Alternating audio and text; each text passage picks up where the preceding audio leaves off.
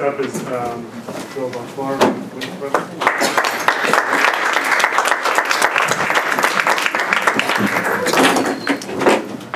Good evening. Boncore.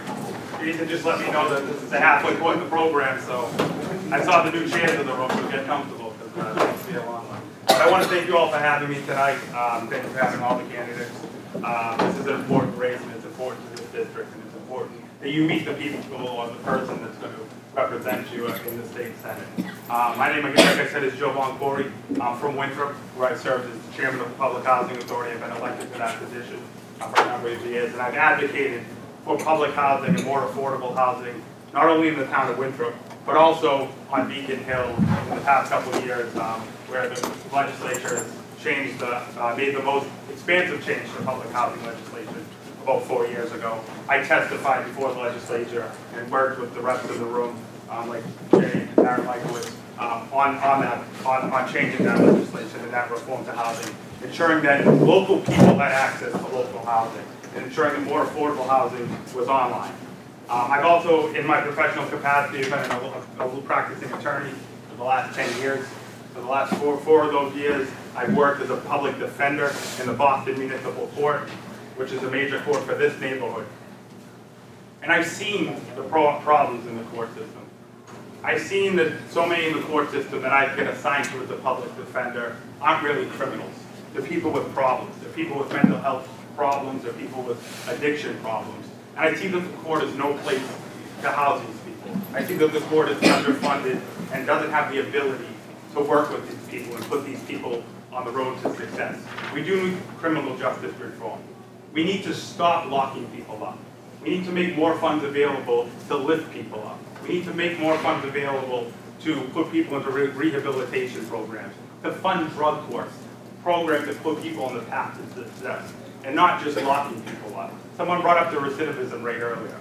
The recidivism rate in this Commonwealth is 47%.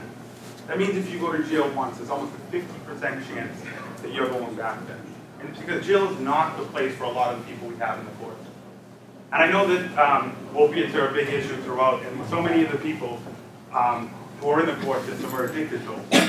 And we really need to start treating that as a disease and remove the stigmatism from it, and not treating opiates and other addiction problems as a crime. I know it's an issue here. Just last week I was at the North End against the Easter Party, so I know it's an issue that you in the North End and the surrounding community are talking about. And you bring it to the level of education and making programs available to children to combat that issue at an early age, when it's not too late. Because education is important, and education on that issue is important. Education in general is important. Education will be one of the top priorities for me in this state senate. We need to do more to fund education programs. This Commonwealth needs to fund mandatory universal pre-education, not just in this district, but throughout the Commonwealth. Studies show that half of what you learn in your entire life you learn in the formative years, ages 1 to 6. And so many children without access to quality education until 6 years old fall behind and fall through the cracks. So many parents are not ready to be parents in this Commonwealth. And those children who have no shot at home can't get into an education system. So much of the damage is already done. But not just those families. I'm also concerned about people in my own family.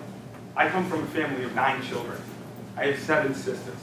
So often when my sisters or my brother has a second and third child, they are faced with the decision of, well, do we stay home and watch the child ourselves, or pay for the rising cost of health care, and rising cost of child care, which I'm assuming you ladies will have, or your husband or someone will have to make that decision shortly. Because it's important. We can't afford working families can't afford child care. So universal pre-education is not just so important to the children, but it's an economic benefit to the entire Commonwealth. So parents can stay and work and prosper and help their families prosper. Transportation is another large issue and will be a priority for me. We saw with the 9 feet of snow we got last winter that our public transportation infrastructure is failing us. And it's failing families, it's failing working class families, and it's failing impoverished classes across the Commonwealth. And while we can hear from the Fiscal Managers Board that we can't fund transportation and we made cuts, cuts to late night ridership, and because we can't afford it. Well, working families can't afford not to have late night ridership. You know, working families can't afford these cuts, and working families can't afford the increases that we've seen from the fiscal management board. You know, people on fixed incomes did not get a 10% cost of living adjustment in their fixed income, but we're raising fares. I know my time's up. Those are some of the issues I'm going to. I'm happy to get to your questions because that's what's important. But I do ask for that you consider me for your endorsement tonight. But more importantly, I ask for your vote on April 12th to be your next state senator.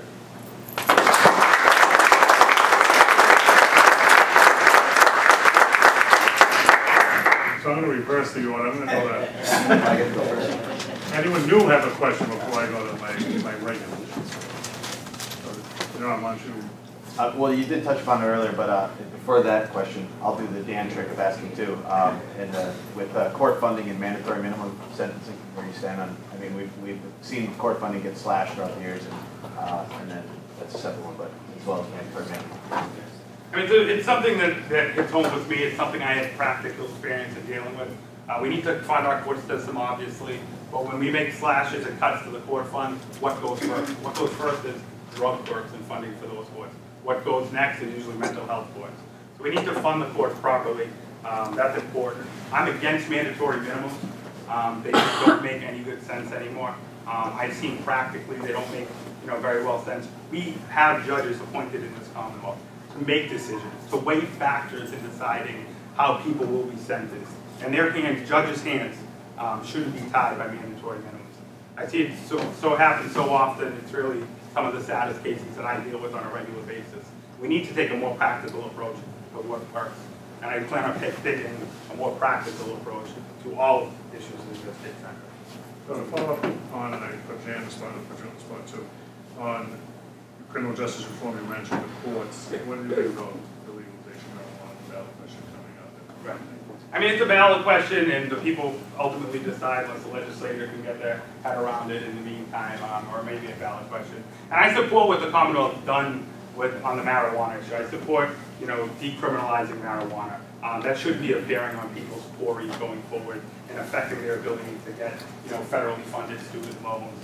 It shouldn't affect their ability to get a job down the line. But when we look at the legalization wholly of marijuana, I think we need to look at a state like Colorado that has done it. And studies show that children in Colorado under the age of 21 have a 40% more likely chance of using marijuana before the age of 21. So I am not in favor of legalizing marijuana until the Commonwealth assures me and we can fund programs that can educate children on the harmful effects of drugs. And more programs in school are available to children. And on-site counsels are available in every school to educate children and to give children an anonymous place to go if they do need the help and they are succumbing to the addiction problem. So does that answer your question? Yeah. It's my turn? Yes, it is. Again, my same question is, in canvass in the district, what do you consider some of the, I would say, because I'm not at the number one, but I would say from what I hear from all the candidates, they give a general. I'd like to hear from you what you think is the number one issue. And I'll put in a second question with regard to that, because I hear there's a lot of talk, and you mentioned something about training. I'd like to hear about something about public education. Where do how do you feel, in that regard? Well, I think we've heard, I'm not going to educate everyone here, Chapter 70 is the funding tool that the state Senate, the state legislature gives the municipalities for their funding. I think that Chapter 70 needs to be reevaluated. It was a law instituted 25 years ago, and the legislature hasn't done enough to bring that up. I think as a state senator, I'd advocate for raising foundation budgeting, which is the money we spend per pupil in the school system. I'd also like to start the conversation about mandatory state aid. I think mandatory state aid, we need to take a better look at how we're giving up mandatory state aid. Somebody mentioned earlier a school like Lexington. Lexington probably doesn't need mandatory state aid, or a larger percentage of it. And we need to ensure that mandatory state aid is going to communities like Boston Public Schools that we're seeing right now having so many budget issues. We need to make sure that, or ensure, I should say, that mandatory state aid is going in larger part to districts in need. So I think we need to wholly look at Chapter 70 as a problem. There are many other issues I see, but that education is a priority for me. Was that two questions you had? Yeah, well, what did you feel, what's the number one issue facing our district? Right. I mean, you know, we have these wonkish policy talks every time we go to a forum, and you hear a lot of people stand on the city. But what escapes me or can escape me is that when you're knocking on doors around this district, you hear the problems about opiate addiction all throughout the district. I know other candidates have mentioned it too. But I know even in my own hometown of Winthrop, there was in denial for so long that opiates were an issue there. And they always blamed it on surrounding communities. And I won't say where those communities are because I know some of the residents are here. But Winthrop was very much in denial. And I can tell you, you know, in the last year, I've been to 4 funerals of kids I went to school with. You know, as a public defender, I've seen it. Just last year, I was faced with an issue. I got to the court one day. I got my client list. I walked into the lockup, and there was a friend of mine, a kid I went to school with. You know, a kid that was, you know, had no different upbringing than me. Went to the same school, went to the same church. We participated in the same school programs. In high school, we went different paths. I went to a private school. He had some football injuries, wound up, you know, having a couple surgeries, getting addicted to prescription painkillers. When I saw him that day, I could see he was in need.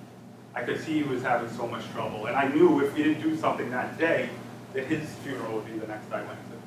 That day, I'm happy to report, because of programs like the drug court, we were able to defer his court case for an entire year, put him into the Salvation Army, get him a bed that day. And a year later, it wasn't his funeral I was at, but you know, a month ago, he was at my campaign kickoff. You know, he was there because he believed in me. But I'm there and I'm running for this office because I believe in him, and I believe in addicts across the Commonwealth, that they need a second chance. And the state Senate, I'm ensuring we're going to fund second chances for people like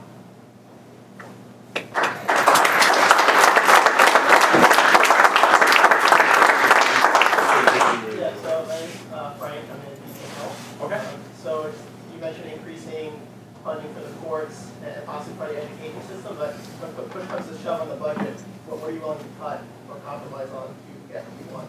You know, I don't know if it's about making cuts. I think that another valid question, something that's going to be coming up, is a fair share tax amendment, which is also known as the millionaire's tax. And I think that's something that I could support and be in favor of, because I think people who gross more than $1 million a year in this Commonwealth, and have made their living in life in this Commonwealth, have more to give back to this Commonwealth.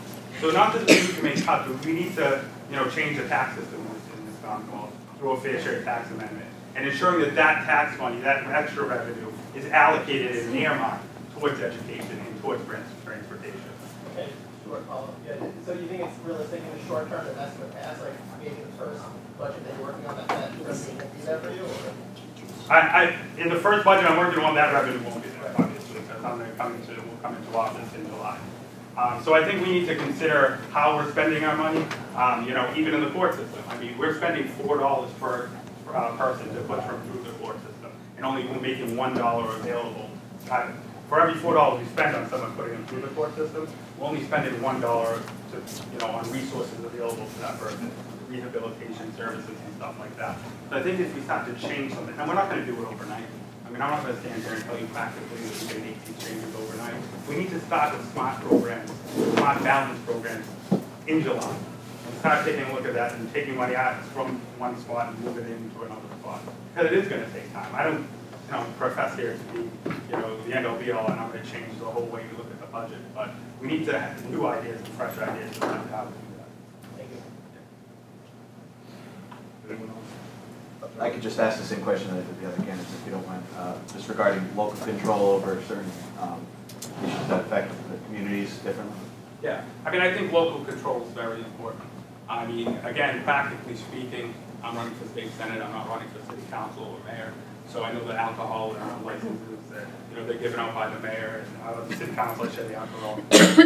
So, you know, what I can tell you is I think that we need to ensure that community groups, like so many that meet right here in this building, have a seat at the table when those decisions are being made.